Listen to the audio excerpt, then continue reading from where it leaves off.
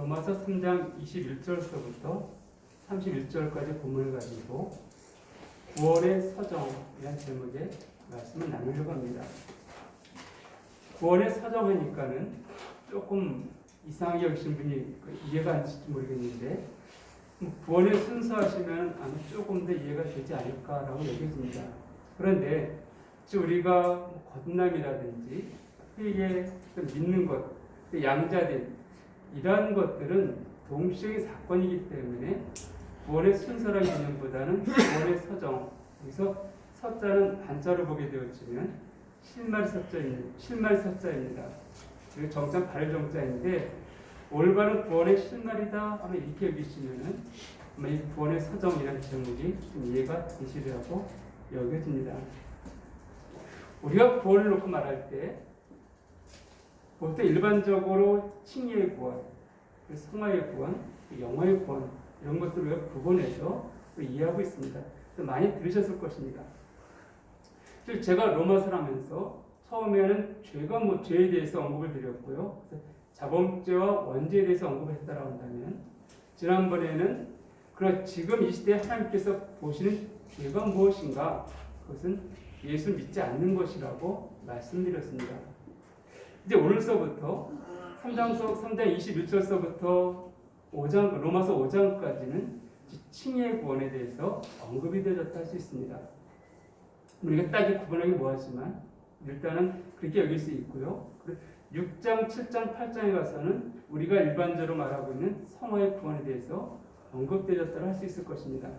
그리고 영화의 구원은 우리 육체를 벗어버릴 때 이루어지는 것인데, 자, 그럼에도 불구하고 우리 칭의의 구원에 대해서 많이 듣고 알고 있지만 또 잘못 이해하시는 분들이 없잖아 있습니다. 그러다 보니까 이 칭의의 구원에 대해서 나름적으로 여러 가지 것들을 통하여서 이 칭의의 구원을 말하게 되어지면 우리가 죄인인데 하나님께서 우리를 법적으로 의롭게 하셨다 이렇게 이해하고 있습니다. 맞습니다. 근데 이렇게 하면 단순히 이해하다 보니까 나는 죄인입니다. 근데 신분적으로는 의인이 되어졌습니다. 그러니까 나는 여전히 죄인이고 그냥 법적으로만 의인이 되어졌습니다. 그러니까 죄를 짓는 게 어찌 보면 너무 자연스럽고 당연한 것들처럼 좀 심하게 표현하면 성경에 보게 되어지면 회칠한 무덤이다 이런 표현이 나오는데 마치 그 안에 그 시체가 있어 썩어가고 있습니다. 근데 겉에 한 피를 칠했기 때문에 겉에서 보기 깨끗하게 보이죠. 이런 것들로 좀 오해하기 때문에 이렇게 이해하다 보니까는 그 삶 가운데 삶의 열매들이 나타나질 않습니다. 나타나기 심하게 나타나는 것이죠. 그러니까 이러한 것들을 커버하기 위해서 여러 가지 학설들로 사람들이 이 칭의의 구원에 대해서 덧붙이고 있고 이해시키려고 하는 것들을 보게 되어집니다. 누누이 말씀드렸지만 톱나띠의 사관점, 이분의 견해를 보게 되어지면 율법과 은혜는 대치되는 게 아니라 상호 보완적인 것이다 이렇게 가르치고 있습니다. 근데 초대교회 성도들은 율법과 은혜는 대치되는 관계가 아니라 상호 보완적인 관계. 그래서 구원받은 자들은 율법을 지킴을 통하여서 이 구원을 지켜나간다. 이렇게 그분의 사관점에서는 주장하고 있고요. 또 한번 말씀드리죠. 김세윤 목사의 유보적 칭의론. 이스라엘 것을 보게 되어지면 구원은 칭의는 우리가 죽어 마지막 순간까지 유보되어져 있다. 또한 이 칭의와 성화는 구별된 게 아니고 같은 것들이기 때문에 우리는 계명을 준수를 통하여서 칭의를 완성시켜야 된다. 이렇게 주장하는 것이 바로 유보적 칭의론입니다. 여기에 덧붙여갖고 혼의 구원은 우리 영혼 구원받았지만 혼의 구원받지 못했기 때문에 삶의 열매들이 없다. 혼의 구원을 말하고 있고 또 이신 칭의는 하나님께 우리가 의롭다 칭하셨지만은 내가 그 의를 받아들여야만 적용이 되어진다. 이신 득의와 이신 칭의를 구분해서 가르치기도 합니다. 근데 이 모든 것들은 우리가 이 구원의 서정을 이해하게 되어지면은 잘못됐다는 것을 이해할 수가 있습니다. 오늘 칭의의 구원을 언급하기 전에 이 구원의 서정에 대해서 오늘 함께 살펴보려고 하는데 그 전에 우리 본문 중심 먼저 좀 나눠보려고 본문을 먼저 좀 살펴보고 난 다음에 이 구원의 사정에 대해서 나누려고 합니다. 자, 21절을 보게 되었지만 이전 율법이 하나님의 한 의가 나타났으니 이렇게 언급하고 있습니다. 근데 우리 단어를 참 주목해서 봐야 되는데 한 의가 생겨났다가 아니라 나타났다라고 성경은 말하고 있습니다.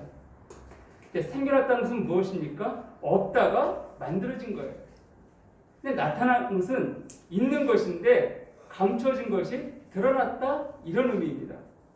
그러니까 나타났다는 것은 없는 것이 아니라 원래 있었던 것들이 이제 드러났다는 것이에요.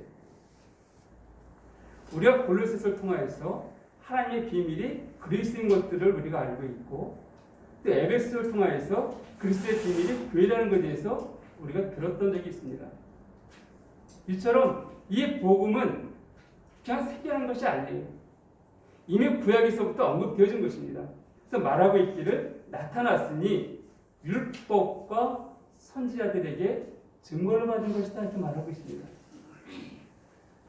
여기서 율법은 우리가 십계명이라든지 이런 계명을 언급할 수도 있겠지만 그러나 이 문맥적으로 볼 때 이 율법은 그런 개념보다는 모세 오경을 말한다 할 수 있을 것이고요. 그리고 선지자들은 모세 오경 이외에 여호수아서부터 시작해서 우리가 말라기까지의 그 구약 성경을 언급한다 할 수 있습니다. 그러니까 우리에게 나타난 이 하나님의 의는 새롭게 만들어진 것이 아니라 이미 구약에 모세 오경에도 언급되어져 있고 선지자도 언급되어져 있다라고 성경은 말하고 있습니다. 그래서 창세기 15장 6절을 보면은요, 우리 잘 알고 있는 아브라함에게 하신 말씀이 있습니다. 한번 볼까요? 창세기 15장 6절을 보게 되었지만 개성경은 구역성 17페이지인데 아브라함이 여호와를 믿으니 여호와께서 이를 그의 의로 여기셨다 이렇게 되어 있습니다. 이 부분을 로마서 4장을 한번 봅시다.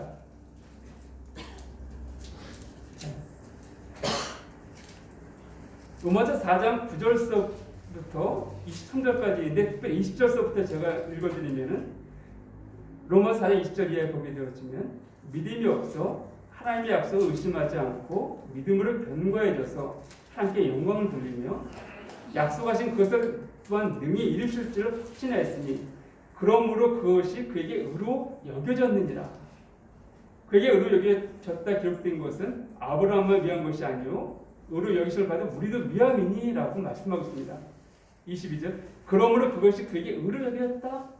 하나님 말씀을 믿었을 때 이 창세기 15장 6절 보게 되어지면 아브라함이 여호와를 믿으니 여호와께 이를 그의 의로 여기셨다 되어 있는데 로마서에서 아브라함이 그를 믿으니 그래서 이미 모세 오경에 언급되어진 것 이때 하나님의 의가 언급되어졌었고 로마 똑같이 언급되어져 있습니다. 또한 시편 32편을 보게 되어지면은 다윗이 이렇게 고백한 장면이 나옵니다. 이건 많이 알고 있고 인용하는 구절이기도 하죠. 시편 32편 1절과 2절을 보게 되어지면 허물의 사함을 받고 자신의 죄가 가려진 자는 복이 있도다. 마음에 간사함이 없고 여호와께 정죄를 당하지 아니하는 자는 복이 있도다. 이렇게 기록되어 있습니다. 로마서 4장 4절 이하에 보게 되었지만 일하는 자에게는 그 삭이 은혜를 여겨지지 아니하고 보수를 여겨지거니와 이를 아니할지라도 경건하지 아니한 자를 의롭다 하시는 이를 믿는 자에게는 그의 믿음을 의로 여기시나니 이러한 것이 없이 하나님께 의로 여기심을 받는 사람의 복에 대하여 다윗이 말한 바 불법이 사함을 받고 죄가 가려짐을 받는 사람들은 복이 있고 주께서 그 죄를 인정하지 아니하실 사람은 복이 있도다 함과 같으니라. 이렇게 다윗이 시편에서 언급되어진 것을 사도 바울이 로마서 인용하면서 동일의 한 의가 주어졌음들을 말하고 있습니다. 이 외에도 하박국 2장 4절이라든지 의인은 믿음으로 말미암아 살리라 이렇게 되어 있죠. 예레미야 31장 33절과 34절을 보게 되었으면 내 법을 그들 속에 두고 내가 그들의 죄를 다시 기억지 아니하리라 말씀하고 있고요. 에스겔서 36장 25절서부터 27절까지 보게 되어지면 내 영을 너희 속에 두어 규례를 지켜 행하게 함이라 이렇게 말씀하는 것을 보게 되어집니다. 무엇보다도 우리 이사야 53장을 한번 볼까요? 우리가 너무나 많이 잘 알고 있고 많이 인용하는 구절이죠. 이사야 53장 4절 이하에 보게 되어지면 그는 실로 우리의 질고를 지고 우리의 슬픔을 당하였거늘 우리는 생각하기를 그는 증거를 받아 하나님께 맞으며 고난을 당한다 했느라. 그가 찔림은 우리의 허물 때문이요 그가 상함은 우리의 죄악 때문이라. 그가 징계를 받음으로 우리는 평화를 누리고 그가 채찍에 맞음으로 우리는 나음을 받았도다. 우리는 다 양 같아서 그를 향하여 각기 제 길로 갔거늘 여호와께서는 우리 모두의 죄악을 그에게 담당시키셨도다. 그 말씀하는 것을 보게 되었습니다. 이처럼 우리가 믿고 있는 이 하나님이 우리에게 주어진 이 하나님의 의는 신약 시대에 생겨난 것이 아니라 이미 구약 시대에서부터 언급되어지고 주어졌던 하나님 믿는 자들에게 주어졌던 그 의인 것을 우리가 알 수가 있습니다. 이 하나님의 의가 이제 우리에게 주어졌는데 이 의에는 세 가지 특징이 있습니다. 그 첫 번째는 오늘 3장 22절에 언급되어 있듯이 22절을 보게 되어지면 곧 예수 그리스도를 믿음으로 말미암아 모든 믿는 자에게 미치는 하나님의 의인이 차별이 없다 이렇게 되어 있습니다. 차별이 없습니다. 이 하나님의 의는 차별이 없다는 거예요. 그럼 무엇에 차별이 없는가? 첫 번째는 구원의 필요에 있어서 차별이 없습니다. 이게 무슨 말인가 하면요. 로마서 3장 10절을 보게 되어지면 의인은 없나니 한 명도 없다 되어 있습니다. 그리고 3장 23절은 모든 사람이 죄를 범하였다라고 성경은 말하고 있습니다. 즉, 이 땅에 있는 모든 사람들, 남자든 여자든 가진 자든 못 가진 자든 배운 자든 못 배운 자든 그의 피부 색깔이 어떠든지 간에 상관이 없이 모든 사람에 있어서 이 구원, 이 하나님의 의는 필요하다는 것입니다. 이것에 있어서 차별이 없다는 것이에요. 그 두 번째로 이 하나님의 의는 우리 받는 것에 있어서 우리가 구원에 있어서 이것은 차별이 없다는 것입니다. 무슨 말인가 하면은 동일하게 남자든 여자든 가진 자든 못 가진 자든 배운 자든 못 배운 자든 피부색에 상관이 없이 그 뒤에 주어지는 하나님의 의는 동일하다는 것입니다. 차별이 없어요. 그러니까 제게 주어진 하나님의 의나 여러분에게 주어진 하나님의 의나 동일합니다. 저 사람이 신앙이 좋아 보이니까 더 나은 의를 가졌고 이 사람이 이제 막 믿었으니까 더 못할 의를 가지고 이것이 아니라 하나님의 의는 모든 사람에게 동일한 의라는 것을 성경은 말하고 있습니다. 그 세 번째로는 우리가 이 구원을 받는 방법에 있어서 차별이 없습니다. 성경은 오직 믿음으로 그가 지식이 많았기 때문에 더 복잡한 복음이 증거되어지고 지식이 없으니까 단순한 복음이 증거되어지고 이런 것이 아니라 모든 자들은 동일한 믿음을 통하여서 이런 구원을 받는 방법에 있어서 차별이 없다라고 성경은 말하고 있습니다. 이 차별이 없는 이것을 주기 위해서 하나님께서는 25절에 보면은 이 예수를 하나님이 그의 피로써 믿음으로 말미암는 화목제물을 세우셨으니 이는 하나님께서 길에 참으시는 중에 전에 지은 죄를 간과하심으로 자기의 의로우심을 나타내려 하심이니 이때 자기의 의로우심을 나타내서 자기도 의로우시며 예수 믿는 자를 의롭다 하심이니라. 바로 하나님께서 우리를 의롭다 칭하시는 것을 보게 되었습니다. 그런데 처음에 말씀드렸듯이 하나님께서 우리 의롭다 칭하시기 위해서 단순하게 예수 믿으니까 의로워 이것이 아니라 그 앞에 많은 것들이 있었다는 것입니다. 이것이 바로 구원의 사정이에요. 어느 날 내가 갑자기 예수 믿은 것이 아니에요.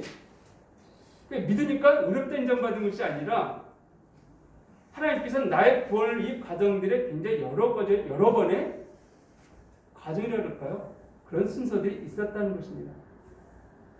그 첫 번째가 부르심입니다. 부르심입니다. 이 부르심은 예수 그리스도 안에서 주어진 구원을 받도록 주인을 부르시는 것인데, 이 부르심엔 두 가지 종류가 있습니다. 일반적인 부르심이 있고 유효적인 부르심. 이게 무슨 말인가 하면요, 하나님께서는 모든 사람이 어떻게 한다고요? 구원받기를 원하신다라고 디모데전서 2장 4절을 말씀하고 있습니다.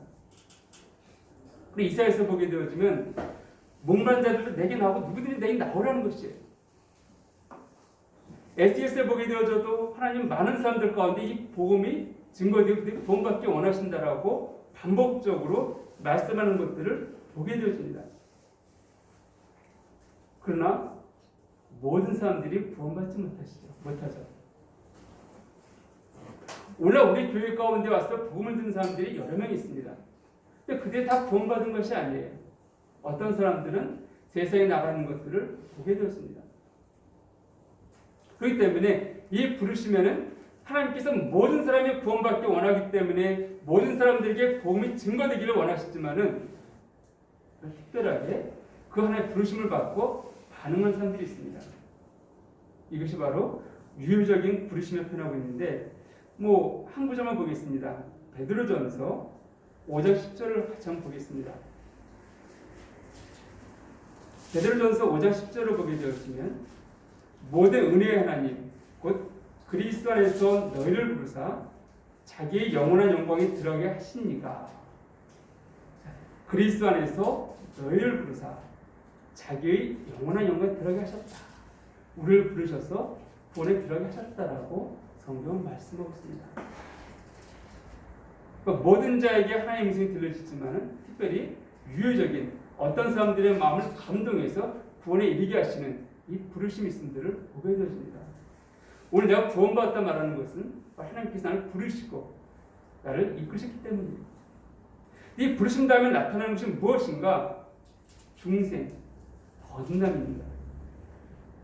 이 거듭남은 인간 스스로 구원을 위하여 할 수 있는 것이 없기 때문에 주어진 은혜입니다. 자, 아담이 범죄했을 때 하나님 말씀하십니다. 너희가 선악과를 먹게 되어지면 정령 죽으리라 말씀하셨고, 또 우리가 어떤 존재입니까? 에베소 2장 1절을 보게 되어지면 허물과 죄로 죽었다라고 성경은 말하고 있습니다. 우린 죽은 자들이에요. 영적으로 죽어있는 자들입니다. 이 영적으로 죽어있는 자들 가운데 죽은 사람을 향하여서 우리 죽으신 분들 보신 분 계시죠? 아무리 내가 그 옆에서 부르고 외치고 흔든다 할지라도 그걸 반응하지 못합니다. 그것이 죽은 사람이에요. 아무리 큰 소리로, 또 아무리 그가 정말 보고 싶었던 사람이 와서 외친다 하더라도 죽은 사람은 반응이 없습니다. 이처럼 우리가 영적으로 죽어있기 때문에 우리 스스로는 하나님에 대해서 반응할 수 없는 그런 존재였다는 것이에요. 그런 존재를 하나님 부르시고 구원받게 하셨습니다. 건너게 하셨다는 것이죠. 그래서 베드로전서 1장 3절을 보게 되어지면, 한번 볼까요? 베드로전서 1장 3절을 보게 되어지면, 우리 주 예수 그리스도의 아버지 하나님을 찬송하리로다. 그의 많으신 긍휼대로 예수 그리스도를 죽은 자 가운데서 부활하게 하심으로 말미암아 우리를 거듭나게 하사. 자, 예수를 부활하게 하시는 말미암아 우리를 거듭나게 하셨다라고 성경은 말하고 있습니다. 이 중생에 대해서 우리 잘 알고 있는 C.H. 맥킨토시 형제님이 이런 표현하셨습니다. 복음은 인간의 본성을 더 낮게 하려는 것이 아니라 완전히 새로운 본성을 주시기 위함이다. 성경은 육체에 대하여 개선해야 할 대상이 아니라 죽은 것으로 여기라고 말하고 있다. 그렇다면 거듭남이란 새롭게 태어나고 새로운 본성이 심어져 새로운 사람이 형성된 것이다. 그러나 거듭났다고 해서 우리의 옛 본성이 아예 사라지는 것이 아니라 전에 없던 새 본성이 우리 안에 태어나는 것이다 라고 표현하셨습니다. 그래서 우리 안에 옛 본성과 새로운 본성이 있다라고 말씀하신 것이죠. 이게 두 본성입니다. 고린도후서 5장 17절에 보게 되었지만 그런즉 누구든지 그리스도 안에 있으면 새로운 피조물이다 이렇게 말씀하고 있습니다. 새롭게 창조되었다는 것이에요. 뭐가 창조되었습니까? 지금 저는 똑같아요. 예수 믿기 전이나 믿기 전이나 후나 똑같아 보여요. 외모가 바뀌지 않았습니다. 똑같은 것 같아요. 근데 새롭게 창조되었다? 그게 무엇이 창조되어졌나요? 바로 내 안에 새로운 영이 창조되었다. 새로운 본성이 창조되었다라고 성경은 말하고 있는 것입니다. 그래서 우리는 두 본성이 있는 것이에요.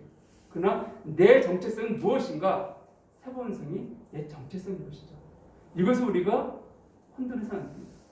나는 누구인가? 새 본성이 나라는 것이에요. 하나님 보시기에도 나를 대할 때 새 본성으로 나를 대하고 있습니다. 이게 구원받은 자에 대한 하나님의 모습이에요. 그래서 그걸 어렵다 인정하시는 것입니다. 자, 이제 우리가 이렇게 새롭게 중성이 되었습니다. 새롭게 태어났다는 것이죠.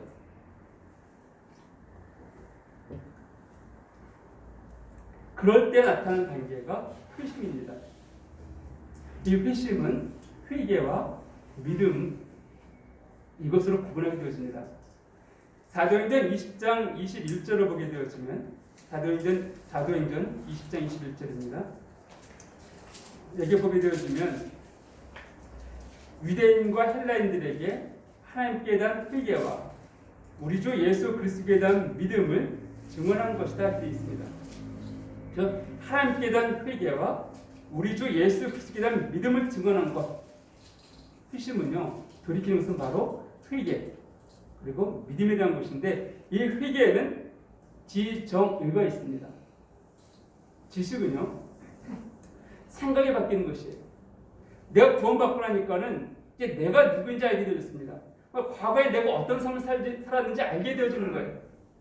그것이 옳지 않았다는 것을 인정해야 됩니다. 그리고는 감정의 변화가 있습니다. 그 죄에 대해서, 내가 그런 삶을 살았던 것에 대해서, 내가 하나님을 정말 예수를 십자가에 못 박고 하나님과 원수되어 살았던 그 삶에 대해서 통회하는, 회개하는 마음이 생깁니다. 감정이죠. 그럼 마지막 의는 이제는 우리의 목적이 변화되어지는 것입니다. 돌이키는 것이에요. 즉, 사단을 내 인생의 주인을 믿고 살아가던 그 인생에서 이제는 그리스도를 주로 고백하며 그분께로 돌아서는 것. 이것이 회개입니다. 우리가 회개에 대해서 오해할 때 죄에 대한 뉘우침으로 많은 사람들이 오해하고 있습니다. 그러니까 내가 지었던 죄를 자백하고 고백하고 이것이 회개인 줄 알고 있는데 감정적인 어떤 건 될지 모르겠지만 진정 회개는 이 지정의가 포함되는 것입니다. 다시 말씀드려서 죄로부터 돌이키는 것입니다. 그래서 이 회개는 우리가 처음 주님 만났을 때 한 번 이루어지는 것입니다. 그러니까 내가 주님 예수께로 돌이켰다 한다면은 다시금 돌이킬 일 없는 거예요. 그리고 믿음은 성령으로 말미암아 복음 또는 하나님의 약속에 대한 굳건한 신뢰감을 갖게 되는 것. 이것입니다. 내 의지의 결단이 아니고 내 안에 성령으로 말미암아 확신을 갖게 되어지는 것이에요. 우리가 이 믿음을 생각할 때 여러 번 말씀드렸지만은 우리가 믿음은 내 안에서 무엇인가 막 이렇게 막 내가 막 믿어야 되겠다 이것을 믿음을 착각하고 있는 사람들이 간혹 있는데 그렇지 않습니다. 믿음은요 사실에 근거한 반응이라고 말씀드렸죠. 하나님의 약속에 대해서 성령님께서 내 안에서 확증해 주시는 것들이에요. 그에 대한 반응 고백이 바로 믿음이에요. 이것이 없이 그냥 내 생각으로만 믿어야겠지 해서 믿는 것은 자기 확신입니다. 그래서 믿음과 자기 확신을 구분할 수 있어야 돼요. 지금 많은 사람들이 여전히 자기 확신은 믿음을 착각하고 있고 우리 하나님 말씀을 대하면서도 말씀했으니까 그냥 내가 이거 사실 믿어야지라고 하는데 그것이 아닙니다. 무슨 그 약속에 대한 것이 번역신앙을 말씀드릴 때 잠깐 언급했지만 무조건 하나님께서 내가 기도하는 대로 응답해 주실 거야 라고 했기 때문에 무조건 기도하면 응답되어진다? 이것이 아니죠. 하나님 약속하신 것들을 내 안에 계신 성령님께서 그걸 확증시켜 주십니다. 믿게 하시는 거예요. 그래서 우리는 그 믿음을 갖고 고백하는 것, 이게 성경적인 모습입니다. 근데 성령님 없이 내 고백은 자기 확신일 뿐입니다. 자, 이제 이 믿음 다음에 나오는 것이 바로 우리가 이 믿음, 근데 이 믿음이 한 약속에 근거한 성령님의 확신이 아니라 행위에 근거한다라면 우리의 구원이 이 성령님의 내적 확신을 통한 그 믿음에 근거하지 않냐고 행위에 근거를 둔다면은 그저 우리는 우리 구원에 대해서 확신할 수가 없습니다. 만약에 구원에 대해서 우리가 구원의 이런 삶을 살아야 됩니다. 예를 들어 보세요. 일주일에, 그러니까 한 달에 한 번 정도 예배에 빠지는 것은 뭐 구원받았다 할지 이해할 수 있습니다. 라고 여기는 분이 있고요. 어떤 분은 어떻게 한 달에 한 번이나 빠질 수 있습니까? 1년에 한 번 빠지는 것 정도로 나는 구원받았으면 1년에 한 번 정도는 이해할 수 있습니다. 행위가 달라질 수밖에 없어요. 갈등이 생길 수밖에 없습니다. 그러니까 행위로다가 우리의 구원을 확증받으려면 그 사람은 결코 구원의 확신을 가질 수 없다는 것입니다. 누누이 말씀드리지만 어떤 사람들의 행위를 보면서 그 사람의 구원을 판단해서는 안 됩니다. 그러나 구원 받은 자라고 한다면 거기에 분명히 행위가 따른다는 것입니다.